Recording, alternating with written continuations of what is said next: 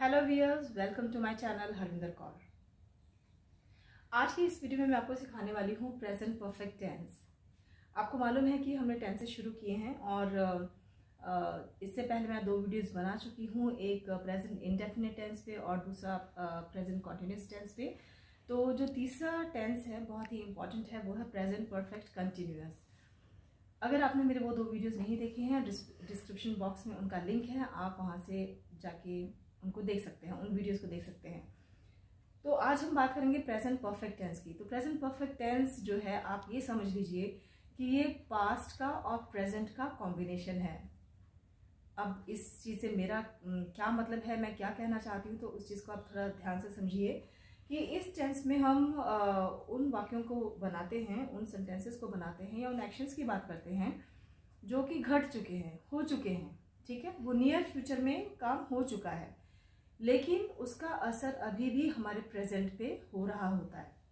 ठीक है, मान लीजिए कि जैसे आपके फ्रेंड ने आपसे कहा कि let's go and watch this movie today.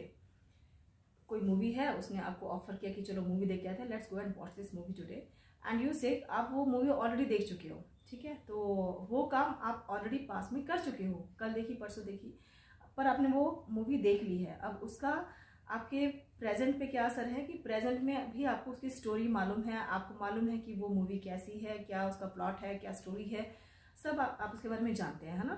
तो एक एक्शन हुआ पास्ट में, नियर पास्ट में आपने मूवी देखी, उसका असर प्रेजेंट पे क्या है कि आपको स्टोरी मालूम है।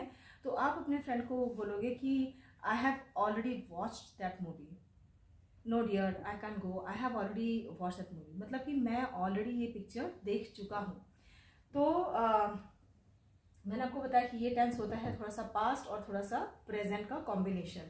तो आई होप कि आपको समझ आ गया होगा कि पास्ट और प्रेजेंट के कॉम्बिनेशन से मेरा क्या मतलब है कि जो काम अभी अभी आप कर चुके हो, लेकिन उसका असर आपके वर्तमान पे, आपके प्रेजेंट में भी है। ठीक है, तो हिंदी में जो हम सेंटेंसेस बोलते हैं ना, वो खाना खा चुका है, वो गाना गा चुकी है, मेरी मम्मी कपड़े धो चुकी हैं। तो जिन सेंटेंसेस में ऐसे शब्दों का इस्तेमाल होता है, चुका है, चुकी है ना, तो वहाँ पे हम ये टेंस यूज़ करते हैं। ठीक है, तो आगे बढ़ते हैं और इसका रूल समझ लेते हैं कि क्या क्या चीज़ें हम इसमें रूल में हमें यूज़ करनी होती हैं। तो अब आप इसका रूल समझ लीजिए। रूल है इसका सब्जेक्ट प्लस हैज़ या have, I am sorry,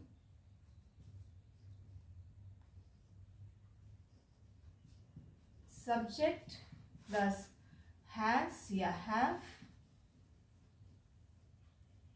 plus verb की थर्ड फॉर्म प्लस ऑब्जेक्ट। ठीक है, एक्चुअली यहाँ थोड़ी वैसे गड़बड़ होगी तो मैं इसको दोबारा ठीक कर लेती हूँ। ठीक है, subject has have helping verb है, मेन वर्ब की थर्ड फॉर्म आएगी आपकी, और ऑब्जेक्ट है।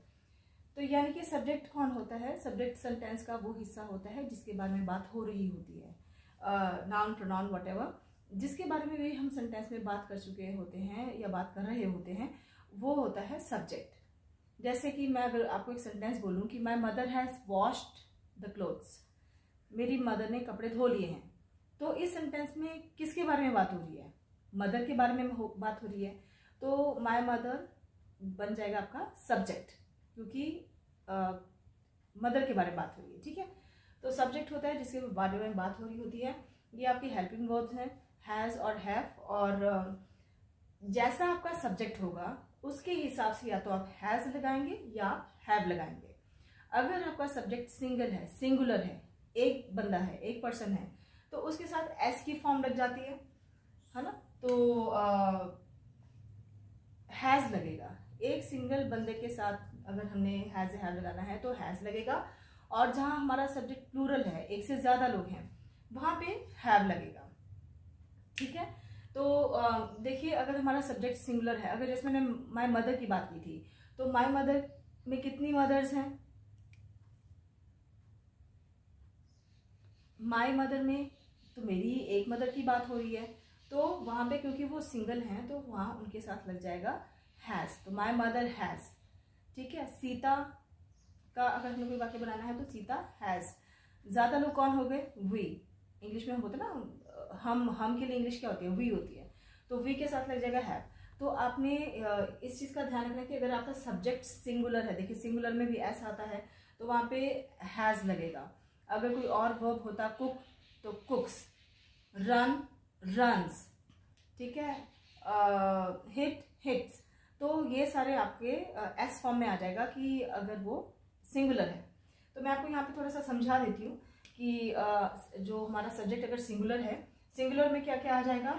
जैसे कि अगर किसी का नाम राम है या किसी गर्ल का नाम सीता है, ठीक है, या हम ही प्रोनाउन यूज़ करते हैं, हम शी प्रोनाउन यूज़ करते हैं, हम इट प्रोनाउन यूज़ करते हैं, ठीक है। तो अगर इन सब में देखिए नाम से ही पता चल रहा है कि एक ही बंदे की बात हो रही है, एक ही पर्सन की बात हो रही है। तो अगर हमें हैज़ या हैव लगाना है तो हम इनके साथ में क्या लगाएंगे, इन सब के साथ में हमारा हैज़ लगेगा। Has, Ram has, Sita has, he has, she has, it has. तो हैज़ क्यों लगाया, मैं रिपीट कर देती हूँ। हैज़ हमने इसलिए लगाया क्योंकि हमारा सब्जेक्ट जो है वो एक जना है, सिंगुलर है, ठीक है। तो सबके साथ हमारा जो है हैज़ लगेगा। अब यही अगर हमारा सब्जेक्ट प्लूरल है, ज़्यादा लोगों की बात हो रही है, ठीक है, तो ज़्यादा लोगों के साथ में अगर हमने कुछ हैज़ या हैव यूज़ करना है तो मैंने आपको बताया है कि हैव यूज़ करना है। मैं यहाँ पे लिख देती हूँ। ज़्यादा लोगों में कौन आ जाते हैं, वी आ जाता है, दे आ जाता है, ठीक है, और यू आ जाएगा और आई आ जाएगा।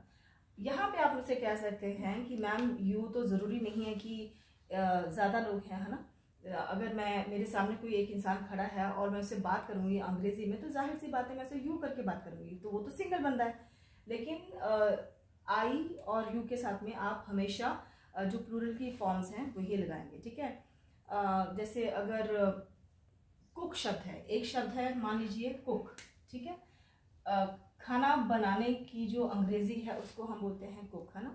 तो अगर एक बंदा खाना बना रहा है, सिंगल है, राम है, तो मैंने कहा कि उसके वर्ब के साथ में एस फॉर्म आ जाएगी, ठीक है।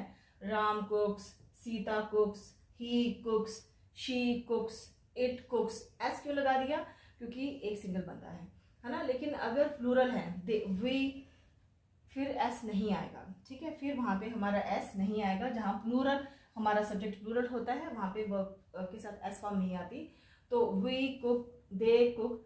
अब यहाँ पे चाहे भले ही यू एक है लेकिन इसके साथ भी कुक ही आएगा और आई के साथ भी हमेशा कुक ही आएगा। तो आई और यू के साथ में आपने कभी, स्पेशली आई के साथ आपने कभी भी एस फॉर्म नहीं लगानी है, वो ग्रामेटिकली इनकरेक्ट हो जाती है, ठीक है। तो आई के साथ आप हमेशा प्लूरल वाले ही वर्ब फॉर्म्स लगाएंगे जो हम प्लूरल के साथ लगाते हैं। तो इन सब के साथ क्या आएगा, ये ज़्यादा लोग हैं और यू और आई के साथ भी हमेशा प्लूरल की फॉर्म्स लगती हैं।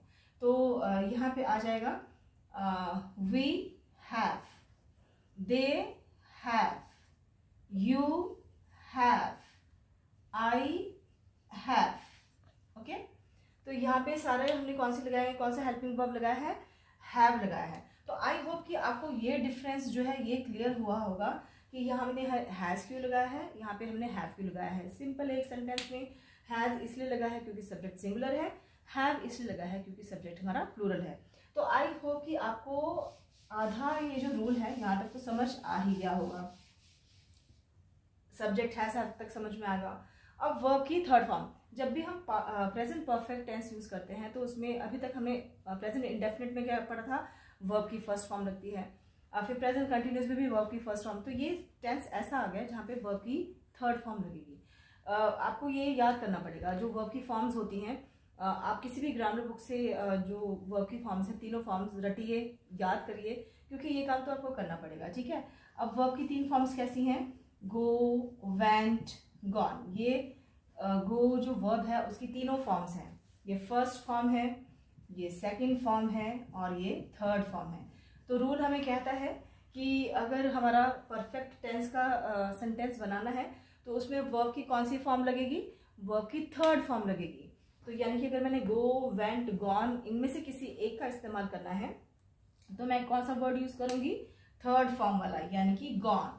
परफेक्ट टेंस में, प्रेजेंट परफेक्ट टेंस में जो हमारी वर्ब की फॉर्म लगेगी वो थर्ड फॉर्म लगेगी, ठीक है। बिटन, शोन, गॉन, ये सारे आपके थर्ड फॉर्म में आते हैं और फिर आपका ऑब्जेक्ट हो जाएगा। ठीक है, तो आई होप कि आपको रूल के ये सारे जो इसके पार्ट्स हैं ये समझ में आए होंगे। सब्जेक्ट क्या है, हैज़ कहाँ लगेगा या हैव कहाँ लगेगा, और वर्ब की थर्ड फॉर्म कौन सी है।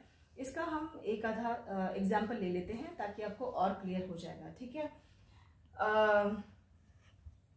जैसे कि मान लीजिए, जैसे मैंने आपको स्टार्टिंग में ही एक एग्जाम्पल दिया था कि मैं खाना खा चुका हूँ। ठीक है, तो अगर उसकी हिंदी में अगर हम लिखें मैं खाना खा